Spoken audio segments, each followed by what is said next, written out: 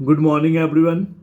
अब से हम साथ में जनरल साइंस के रिगार्डिंग डिफरेंट डिफरेंट एग्जाम्स में आए हुए प्रीवियस ईयर क्वेश्चन पेपर को सॉल्व करेंगे, जो कि ऑलमोस्ट सभी कॉम्पिटेटिव एग्जाम्स के लिए काफ़ी इंपॉर्टेंट होगा। तो देखो, हम जनरल साइंस एंड टेक्नोलॉजी पे previous year question paper solve करने जा रहे हैं। एंड ये सभी क्वेश्चंस आपके यूपीपीसीएस एग्जाम्स में पूछे जा चुके हैं। डैट मीन्स कि इन सभी क्वेश्चन का एक लेवल होगा। तो चलो स्टार्ट करते हैं सॉल्व करना। तो इसमें आपका जो पहला क्वेश्चन है उसमें आपसे क्रोनोलॉजिकल ऑर्डर पूछा गया है regarding their origin on earth. तो देखो, सबसे पहले सेल्ड एनिमल आएगा, then insect, then after reptile और लास्टली मैमल्स। ठीक है, तो इसमें ये ऑप्शन सही है। नाउ आपसे पूछा जा रहा है कि इसमें से कौन सी चीज़ हमें इंसेक्ट से नहीं मिलती। तो इसमें पर्ल होगा, बाकी सिल्क, हनी, लैक तो मिलता ही है। अब देखो, यहाँ पे आपसे पूछा जा रहा है which of the following represents the decibel level of rustling of tree leaves in normal circumstance. तो देखो, अगर हम नॉर्मल सर्कमस्टांस की बात करें तो ये स्टैंडर्ड है ना 20 डेसिबल।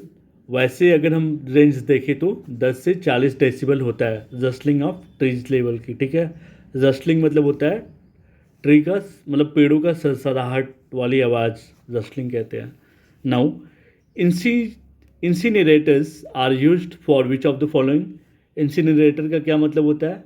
इंसिनरेटर का मतलब होता है ऐसे उपकरण जो हम कचरा जलाने के लिए यूज करते हैं। ठीक है, तो इंसिनरेटर जो है वो बर्निंग वेस्ट के लिए यूज होता है। ठीक है, यहाँ पे देखो, विच of the following is the main component of natural gas. तो इसमें आपसे पूछा जा रहा है कि मेन कंपोनेंट नेचुरल गैस का क्या होगा। तो वो है मीथेन। तो कभी कभी CH4 भी लिख के दे सकता है, तो यहाँ पे लिख दिया मैंने। Now which pain killer given to cattle is responsible for near extinction of vultures in India.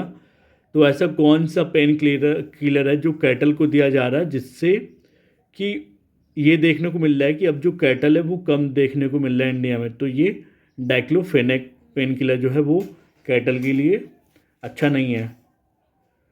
अब यहाँ पे आपसे पूछा जा रहा है कि which of the following has the highest velocity. Absolutely सभी को पता है लाइट का होगा। इसमें लाइट की जो स्पीड है कितना है, 3 लाख किलोमीटर पर आवर है। ठीक है, तो लाइट का सबसे ज़्यादा वेलोसिटी है। ग्रेफिन क्या है? ग्रेफिन एक नैनो स्ट्रक्चर ऑफ कार्बन है। नाउ अब आपसे पूछा जा रहा है कि जो साउंड है उसकी वेलोसिटी किस चीज़ में सबसे ज़्यादा होगी। तो सभी को पता है जो साउंड होता है, साउंड की वेलोसिटी सबसे ज़्यादा सॉलिड में होती है। ठीक है, वैक्यूम में तो होता ही नहीं है। मतलब जो साउंड होता है उसे हमेशा मीडियम चाहिए होता है ना, तो सॉलिड में सबसे ज़्यादा हाईएस्ट वेलोसिटी होती है साउंड की। A powerful I irritant in the smoke is. देखो, जब हम स्मोक करते हैं ना तो जो आँखों को इरिटेट करते हैं तो वो कौन सा केमिकल होता है? वो होता है पेरोक्जी एसिटिलेट नाइट्रेट, इसकी वजह से होता है। ठीक है, अब इसमें आपसे पूछा जा रहा है कि रिचेस्ट सोर्स विटामिन सी का कौन सा है। विटामिन सी का वो है हमारा आंवला। ठीक है, आंवला में पॉलीफेनॉल्स पाए जाते हैं। अब यहाँ पे आपसे पूछा जा रहा है कि which of the following energy sources produces no atmosphere pollution. सभी को पता है सोलर एनर्जी जो है वो रिन्यूएबल होता है। ठीक है, बाकी ये सभी नॉन रिन्यूएबल एनर्जी है। अगर ये ख़त्म हो गए तो ख़त्म हो गया, मतलब ये वापस बनाया जा सकता, मतलब रिसोर्सेस लगेंगे इन्हें बनाने में दोबारा। अब यहाँ से आपसे पूछा जा रहा है ultraviolet radiation from sunlight causes the reaction that produce which of the following. तो जब भी यूवी रेडिएशन होता है तो जो सनलाइट निकलती है उससे क्या होता है, ओजोन लेयर निकलता है ना। ठीक है, O3 बन जाता है।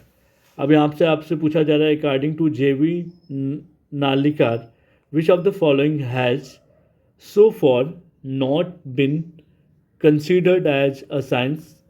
तो JV नालिकार के अकॉर्डिंग इसमें से कौन सा ऐसा सब्जेक्ट है जिसे साइंस में कंसिडर नहीं किया जा सकता। इसमें आपका एस्ट्रोलॉजी होगा। अब यहाँ पे आपसे पूछा जा रहा है कि विलियम रोएंटगेन ने क्या चीज़ें इन्वेंट किया था। तो सभी को पता है रोएंटगेन ने एक्सरे मशीन को इन्वेंट किया था 1895 में। अब यहाँ पे आपसे पूछा जा रहा है डबल हेलिकल स्ट्रक्चर जो डीएनए का होता है ये किसने दिया था, तो देखो इसको दिया था James Watson and Francis Crick ने। क्या चीज़? Double helical structure of DNA given by James Watson and Francis Crick. Which of the following magnetic radiation has the maximum energy, तो देखो सबसे ज़्यादा मतलब इनमें से इन ऑप्शन में सबसे ज़्यादा एक्सरेज के पास है। वैसे देखा जाए तो इलेक्ट्रोमैग्नेटिक रेडिएशन जो है सबसे पहले आपका आ जाएगा गामा रे, सबसे ज़्यादा होता है, देन एक्सरे में होता है, देन यूवी रेज में, फिर विजिबल लाइट, फिर इंफ्रारेड, फिर माइक्रोवेव, फिर रेडिएशन वेव लाइट। ठीक है, अब यहाँ पे आपसे देखो पूछा जा रहा है मीथेन जो है जो एमिट होता है वो किससे होता है। मीथेन जो है वो पैडी फील्ड से भी हो सकता है एमिट और टर्मिटरी से भी। ठीक है, नाउ यहाँ पे आपसे पूछा जा रहा है कि which of the following element is a semiconductor, तो इसमें से सेमीकंडक्टर जो है वो सिलिकॉन होगा। कभी कभी ऑप्शन में आपको जर्मेनियम भी देगा, तो जर्मेनियम भी एक सेमीकंडक्टर ही होता है। ठीक है, या तो जर्मेनियम देगा या तो सिलिकॉन देगा। Now the cause of sweet taste in fruits is, तो देखो जो स्वीट टेस्ट मतलब जो फल जो मतलब जो फ्रूट्स है वो जो मीठे लगते हैं वो किस वजह से लगते हैं, फ्रक्टोज की वजह से लगते हैं। फ्रक्टोज के साथ साथ उसमें ग्लूकोज और सुक्रोज भी मिलता है ना नेचुरली, तो इसलिए फ्रूट जो होते हैं वो मीठे लगते हैं खाने में। विच one of the following is a natural polymer, तो इसमें से हमें पूछा जा गया है कि नेचुरल पॉलीमर क्या है, तो इसमें आपका सिल्क हो जाएगा। अब देखो यहाँ पे हमें बताना है कि कौन सा पेयर करेक्टली मैच्ड नहीं है। ठीक है, तो इंसुलिन का क्या काम होता है कि वो रेगुलेट करे ब्लड ग्लूकोज को। मेलेटोनिन का क्या काम होता है कि वो स्लीप को रेगुलेट करे। ऑक्सीटोसिन का क्या काम होता है कि वो रिलीज करे मिल्क फ्रॉम मेमोरी ग्लैंड से। ठीक है, गैस्ट्रिन जो होता है, गैस्ट्रिन का क्या काम होता है, गैस्ट्रिन जो होता है ये स्टिमुलेट करता है सेक्रेशन ऑफ गैस्ट्रिक एसिड। तो यहाँ पे गलत मैच था तो मैंने इन्फॉर्मेशन पर से लिख दिया है। तो गैस्ट्रिन का जो काम है वो क्या करना है कि ये जो HCl है उसको सेक्रेट करता है। ठीक है, उसका सेक्रेशन करता है। नाउ यूरिया क्या है, यूरिया एक नाइट्रोजन है जिसमें ऑर्गेनिक कंपाउंड होता है। ठीक है, अब यहाँ से आपसे पूछा जा रहा है human body is incapable of digesting cellulose, ये बात सही है। ह्यूमन बॉडी जो है वो सेलुलोज डाइजेस्ट नहीं कर पाता है। ठीक है, अब यहाँ पे दूसरा आपसे स्टेटमेंट है वो आपसे बोला जा रहा है कि starch degrading enzyme diastase is found in human body, नहीं, स्टार्च डिग्रेडिंग एंजाइम जो है वो सीड्स वगैरह में पाए जाते हैं। ठीक है, अब देखो यहाँ पे आपसे पूछा जा रहा है which one of the following organs will not feel any pain on being pricked by a needle, मतलब ऐसा कौन सा ऑर्गन है जब भी उसमें हम कुछ भी मतलब नीडल से अगर हम उसमें होल करें तो हमें पेन नहीं होता। प्रिक्ड मतलब होता है होल करना। ठीक है, तो वो है हमारा ब्रेन। अब देखो यहाँ पे आपसे पूछा जा रहा है कि आयोडीन की कमी से क्या होता है, सभी को पता है ग्वाइटर होता है ना। ग्वाइटर क्या होता है, इसमें जो गर्दन है वो स्वेलिंग कर जाता है। Which one of the following organic acids is abundant in grapes tamarind and banana, तो इसमें जो है सबसे ज़्यादा मात्रा में आपको टार्टरिक एसिड मिल जाएगा। Now which one of the following has the largest brain in proportion to its body size, तो इसमें सबसे लार्जेस्ट ब्रेन चींटी के पास है। ठीक है, अगर हम बॉडी साइज की रिगार्डिंग देखें तो an artificial satellite can be tracked very precisely from the earth by using Doppler effect को हम यूज करके आर्टिफिशियल सैटेलाइट को काफ़ी प्रिसाइजली ट्रैक कर सकते हैं अर्थ से। ठीक है, अब यहाँ पे आपसे पूछा जा रहा है मोबाइल फ़ोन चार्जर क्या है, तो ये एक स्टेप डाउन ट्रांसफार्मर है। अब यहाँ पे आपसे पूछा जा रहा है कि जो स्टोन्स है ना, जो गाल ब्लैडर में प्रेजेंट होते हैं ये अफेक्ट करते हैं डाइजेशन ऑफ फैट।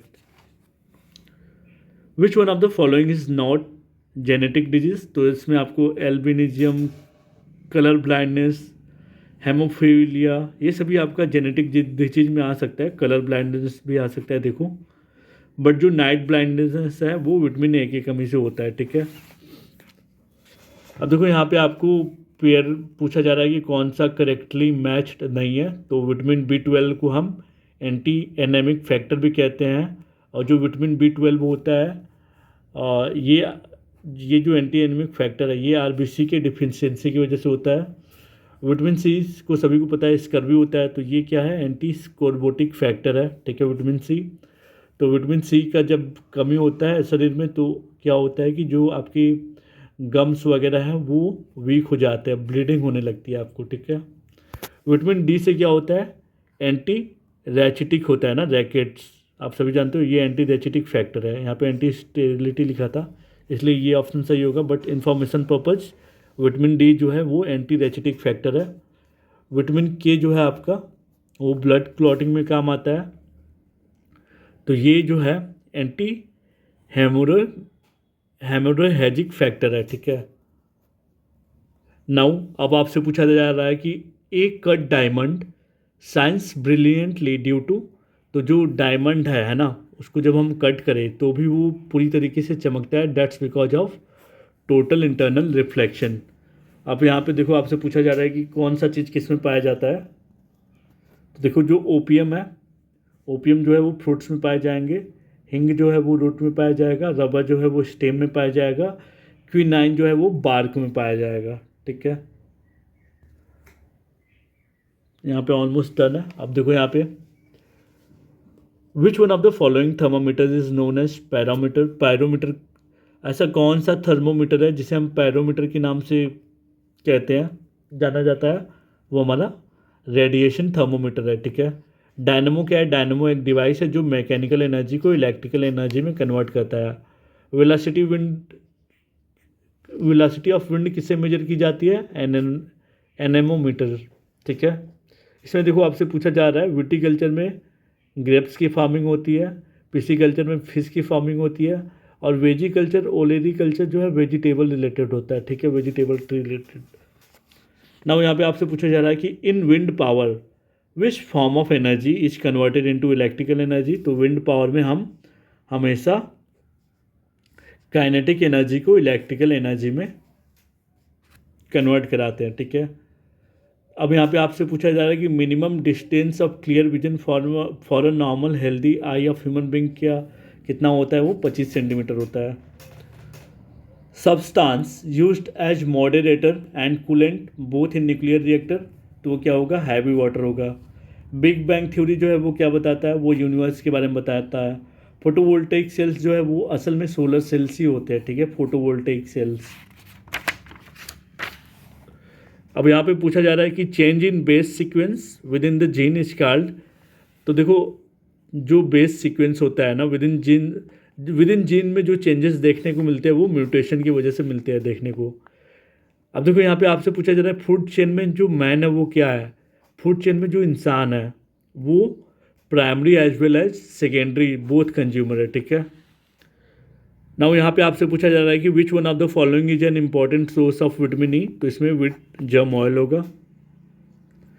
अब यहाँ पे आपसे पूछा जा रहा है कि एल्केलॉइड कैफीन कहाँ पे प्रेजेंट होता है, तो ये टी और कॉफ़ी दोनों में मिल जाएगा। Plant receives nitrogen in form of, तो नाइट्रेट के फॉर्म में प्लांट को नाइट्रोजन मिलता है। थियामिन B1 से होता है तो इसकी कमी से बेरी हो जाएगा। एस्कॉर्बिक एसिड विटामिन सी में मिलता है तो इसकी वजह से, इसकी कमी से स्कर्वी हो जाएगा।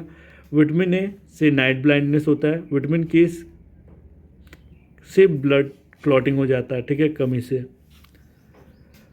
अब यहाँ पे आपसे पूछा जा रहा है which one of the following is used in treatment of blood cancer, blood cancer से के ट्रीटमेंट से इसमें से फास्फोरस 30, ठीक है। या देखो हम यहाँ पे साइंस के स्टूडेंट तो है नहीं, ठीक है, तो हमें जस्ट जानना है कि अगर ऑप्शन दिखे तो टिक लग जाए।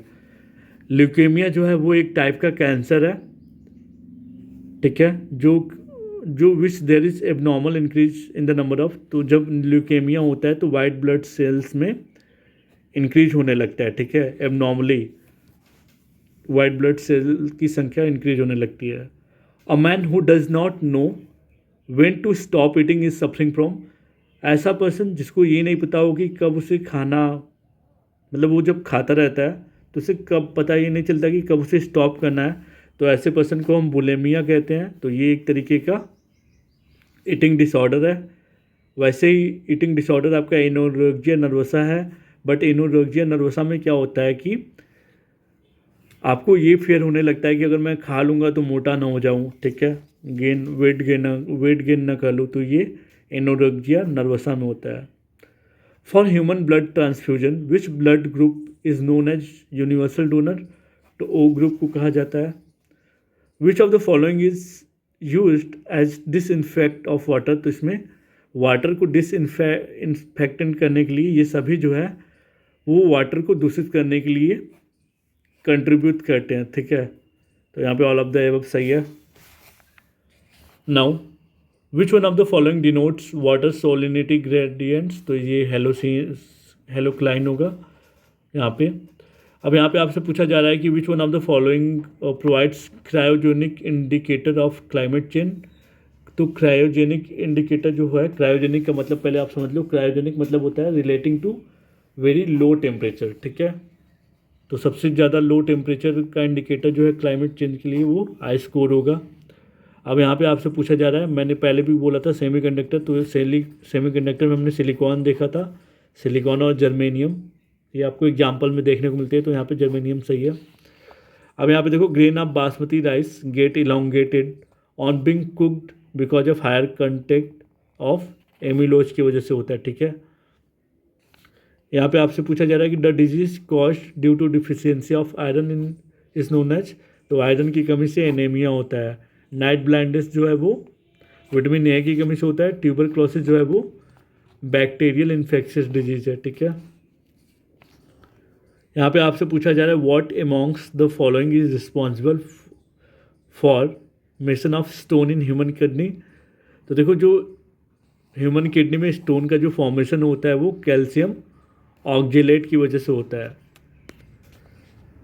If a human disease barks out across a large region of the world, तो उसको हम क्या कहेंगे। तो देखो अभी हमने देखा था ना कोविड-19, तो कोविड-19 क्या था, पैंडेमिक था।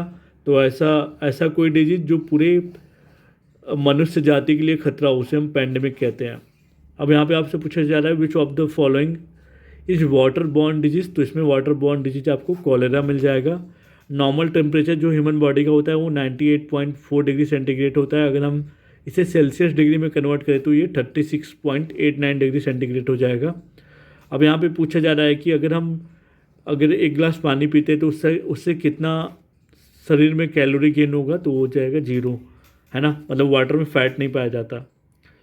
विच of the following is used in genetic engineering, तो इसमें प्लाज्मिड होगा।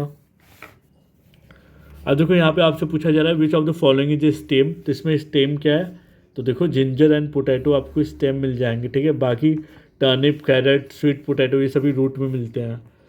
The blood pressure of an individual, देखो किसी इंडिविजुअल का ब्लड प्रेशर जो होता है वो 140 mmHg होता है। तो यहाँ पे जो Hg है वो क्या रिफर करता है, mercury. In which part of cinchona plant quinine occurs naturally, तो ये बार्क में आकर होता है। क्लोव जो होता है, क्लोव क्या है, आपके घर में क्लोव पाया जाता है ना, वो एक ड्राइड फ्लावर्स है। अब देखो जो डेंटिस्ट जो मिरर यूज करते हैं वो कॉनकेव मिरर होता है। कॉनकेव मिरर क्या कहता है, कन्वर्ज कर देता है, तो इससे फोकस बढ़ जाता है, ठीक है। कॉनकेव मिरर को हम कन्वर्जिंग मिरर भी कहते हैं। तो डेंटिस्टों द्वारा जो मिरर यूज होता है आपके दांत के ट्रीटमेंट के दौरान, तो कॉनकेव मिरर है। Which one of the following is a plant hormone, तो इसमें साइटोकिनिन होगा, ये एक प्लांट हार्मोन है। जाइलम का काम क्या होता है, जाइलम का काम जो होता है पौधों में पानी पहुंचाना होता है, ठीक है। जाइलम की वजह से ही ट्रांसपोर्टेशन ऑफ वाटर होता है from root to stem of the lips. अब यहाँ पे आपसे पूछा जा रहा है टेम्परेचर ऑफ ह्यूमन बॉडी क्या है। देखो टेम्परेचर ऑफ ह्यूमन बॉडी जो है वो ना तो डिक्रीज होते हैं विंटर में, ना ही इंक्रीज होते हैं समर में, कॉन्स्टेंट रहते हैं। A person with vision defect myopia, अगर किसी पर्सन को मायोपिया डिफेक्ट है तो वो क्या देख सकता है, नियरली ऑब्जेक्ट को क्लियरली देख सकता है, इसे हम नियर साइटेडनेस भी कहते हैं। अब यहाँ पे आपसे पूछा जा रहा है कि कोरोनरी आर्टरी बाईपास सर्जरी जो ब्लड वेसल के लिए यूज होता है, तो उसमें क्या क्या यूज होता है, तो इसमें when from the leg, artery from the four arm, artery from memory origin सभी यूज हो जाता है, ठीक है। यहाँ पे आपसे पूछा जा रहा है biological resurfacing is a recent surgical technique जो यूज होता है कौन सा प्रॉब्लम ट्रीट करने में। तो बायोलॉजिकल रिसर्फेसिंग जो है वो नी ज्वाइंट को ट्रीट करने के लिए यूज होता है। यहाँ पे आपसे पूछा जा रहा है कि in which of the following departments of a hospital cath lab found होता है। कैथ लैब जो होता है वो कार्डियोलॉजी में फाउंड होता है। सेरेब्रल प्लासी जो है वो एक ब्रेन डिसऑर्डर है जो कि फाउंड होता है छोटे बच्चों में होता है ये ना, सेरेब्रल प्लासी स्मॉल चिल्ड्रन में पाया जाता है। Some marine animals and insect emit light transformation from their body in darkness. तो ये किस वजह से होता है, इस फिनोमेना को हम क्या कहते हैं, बायोल्यूमिनिसेंस। ठीक है। Now after menopause production of which of the following hormones does not take place in human. तो प्रोजेस्टेरॉन।